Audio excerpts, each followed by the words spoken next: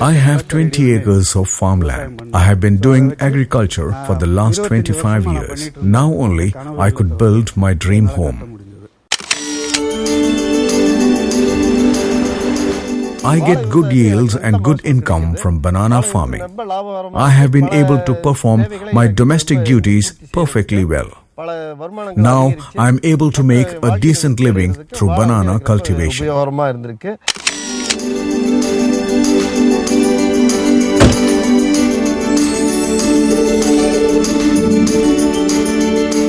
Earlier, I was sustaining on loans taken from bank.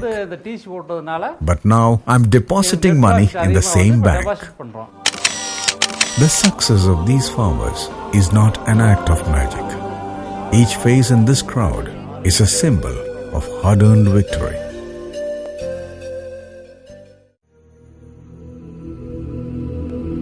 Theni, the South Indian treasure trove of nature, nestled within the blue mountains of Western Ghats.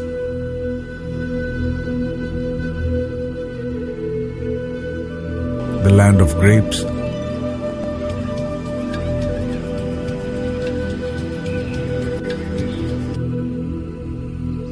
sugarcane, paddy, millets and vegetables, an evergreen haven of banana.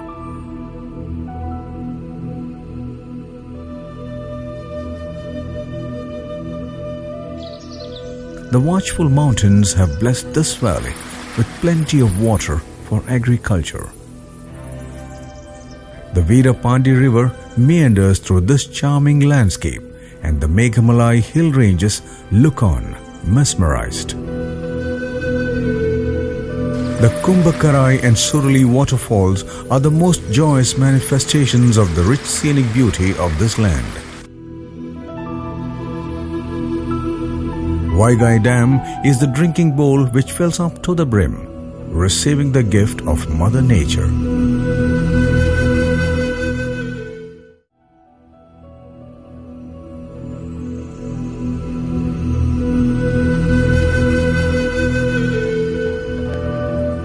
Theni Township is the district headquarters. Every Sunday, this teeming transit town near the famous Madurai temple turns into a converging point of rural culture.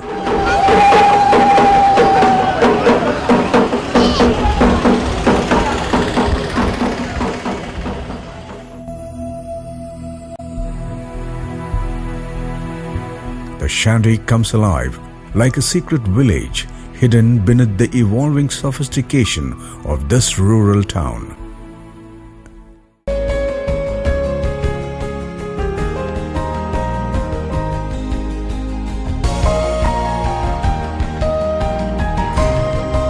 The story began 5 years back.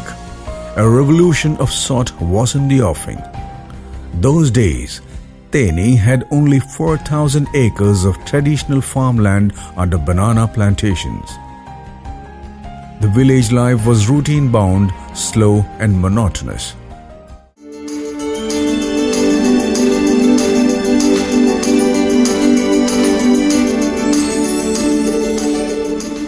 When I started banana cultivation 45 years back, tissue culture saplings were not even heard of.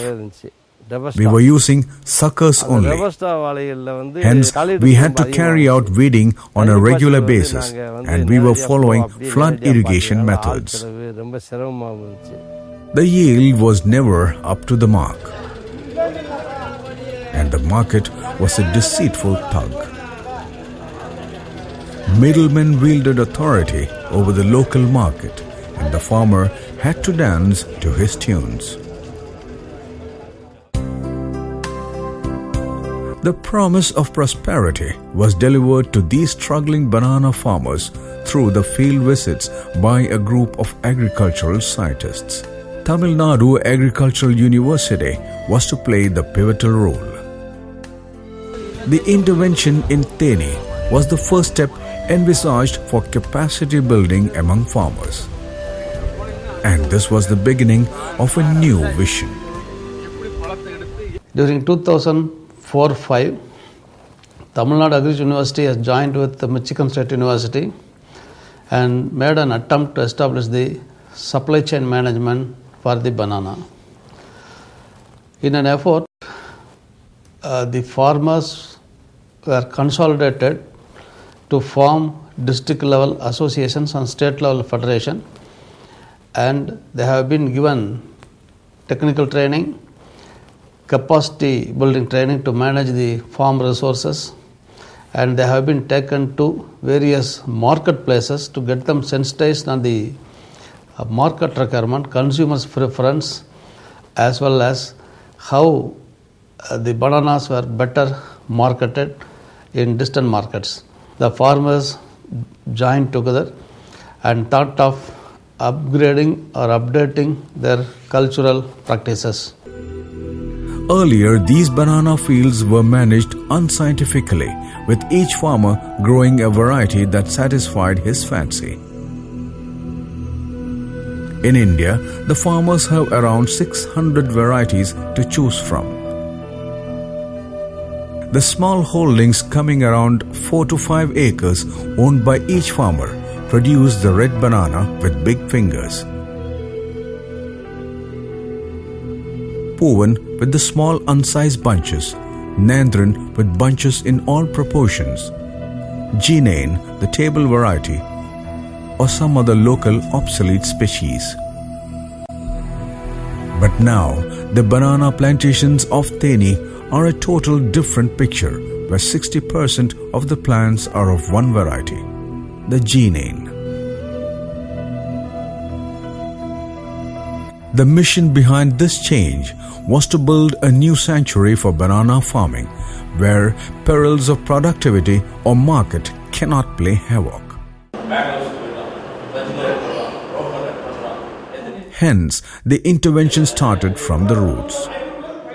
TNAU established district-level and state-level federations of farmers to lead from the front. New technologies were introduced and imparted to the field. Actually, following all the precision technology, A new horizon opened up. Scientific training of farmers followed.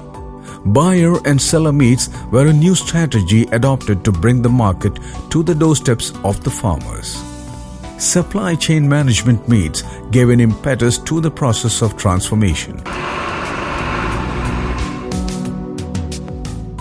As each link in the supply chain found its place, the movement of produce from field to market acquired an incessant flow. Words of this success caught wind, and two titans of world processed food industry came to TNAU to meet the new farmer-turned-entrepreneurs.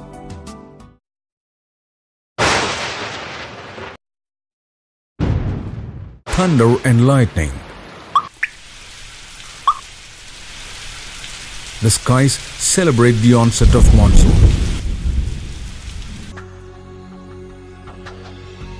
Farmers prepare their banana fields for planting in the first season, which is June-July. After harvest of the previous crop, stems are allowed to wither away. Combs are removed from the field, and nomadic shepherds are allowed to build temporary sheds for their goats in the field, so that every nook and corner of the field gets naturally fertilized by goat manure. Once goats and shepherds leave, it is time to add more farmyard manure. 40 metric tons of farmyard manure per acre is the base application. Then the land has to be plowed 2 to 3 times and leveled. TNAU district has soil perfectly suitable for banana cultivation. We have sandy loam soil with a pH value ranging between 5.7 and 7.5. Atmospheric temperature is between 25 to 30 degrees Celsius in daytime and 15 to 20 degrees Celsius during night hours. This is a climatic condition that is apt for banana plant, and naturally we get more yields. Banana grows well in humid tropics like these, and even in humid and semi-arid subtropics. The crop has 3 planting seasons in a year. Farmers are using tissue culture plants, which are used along with suckers in modern practices of agriculture.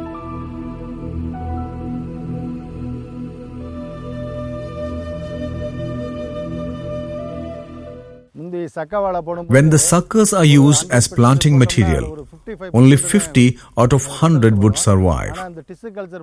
Instead, if we use tissue culture saplings, we get 95% of survival rate.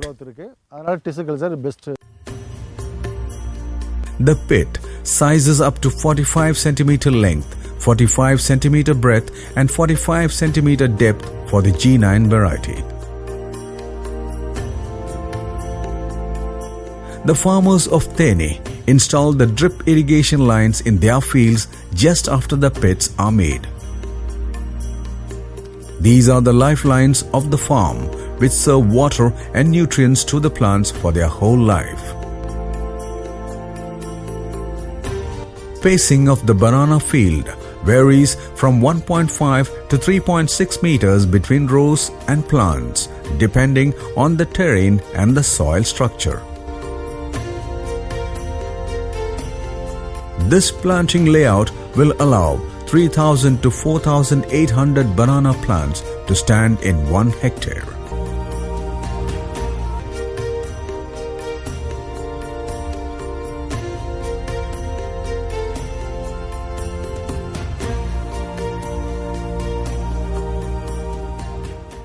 I did conventional agriculture for 30 years. Those days, my water resources could meet the irrigation needs of 5 acres of land only. But after I installed drip irrigation, I am cultivating 20 acres with the same quantity of water.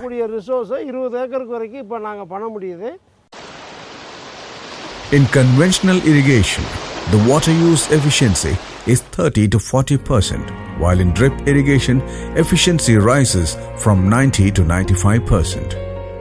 A banana plant needs 5 to 25 liters of water every day.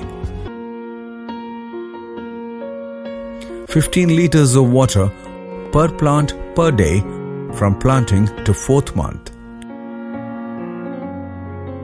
20 liters per plant per day from 5th month to shooting, and 25 liters per plant per day from shooting till 15 days prior to harvest is the irrigation schedule followed by these farmers. Under drip irrigation, the average bunch weight of G9 increased from 15.54 kilograms to 23.6 kilograms.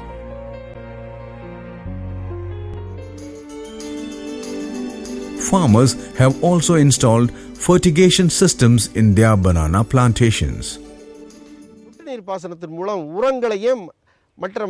Can be imparted to each plant through fertigation system. Thus the water, along with the nutrients, uniformly reach every nook and corner of the field. And I am saving labor expenses also.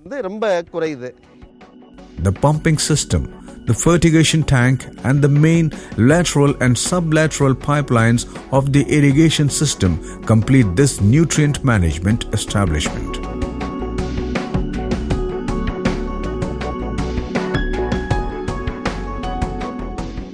For tissue culture plants, you have to give 200 grams of nitrogen, 30 grams or 35 grams of phosphorus and 300 grams of potash.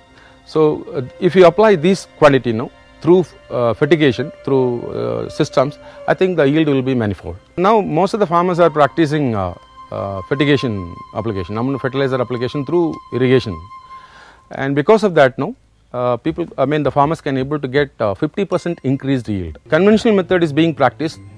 A plant can able to take only 30% of nitrogen, applied nitrogen. The 70% will go as a waste. Similarly, in the case of phosphorus, the utilization will be 25%, and similarly in the case of potash, the utilization will be 30%. So huge waste was there. Right now, these waste are much more reduced because of the fertigation method, and the yield is actually increased. Manifold, as I said, now 50%, 60% yield increase is that. Weeding has to be done 2 to 3 times by plowing with power tillers. Farmers desucker the unwanted suckers so that they do not compete with the mother plant for nutrition and water. 4 or 5 suckers sprouting around one plant. The healthiest of them has to be retained for the rattoing of the crop, and all others are removed.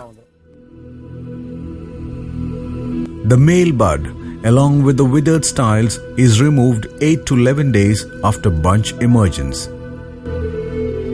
This practice enhances the fruit development and is called denabling. In some varieties, the styles are persistent and hence they remain in the bunch till maturity. A few days after flowering, they are removed by a light brushing movement of the hand. If this removal is delayed, it is difficult to do it later as they become brown and shriveled. This operation eliminates the infection by saprophyte fungi and helps specially to avoid the fingertip disease. During the bunch development stages, the surface of the fingers may get bruised or damaged due to their exposure to sunlight, wind, or other physical threats. Use of transparent polythene sleeves provided with 2 to 4% ventilation to cover the banana bunches is a practice that the farmers of TNAU have adopted to avoid such damages. Besides reducing the blemishes, this practice improves the bunch appeal and advances the maturity by 7 to 10 days in banana.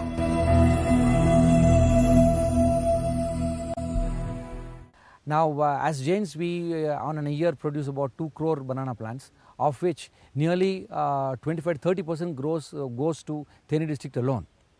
Now, merely giving a planting material does not help. We thought like we should be with them. We taught them how to grow in for drip irrigation. And I should say like these progressive farmers of TNAU have nearly 60 to 70% share in TNAU success today, because we had been trying